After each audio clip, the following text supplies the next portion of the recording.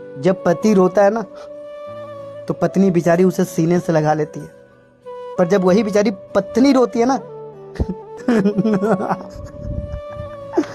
पति को उसका रोना ना सिर दर्द लगने लगता है। पति तो उसको रोने तक भी सुकून से नहीं देता है, वो बेचारी सुकून से रो भी नहीं पाती है। उसको ये बोलकर डांट दिया जाता है कि चुप, एकदम चुप। अगर एक भी आवाज निकला ना, मतलब क्या चाहते हो यार कि वो मुंह दबा कर रोए, वो रोए पर उसके चीखे ना निकले।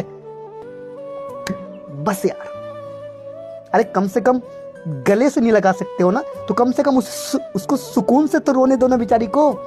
पर नहीं रोने दोगे, क्योंकि उसका रोना तो तुम्हारा सिर दर्द बढ़ रहा है, उसका रोना तो तुमको ड्रामा लग रहा है, एक्टिंग लग रहा है।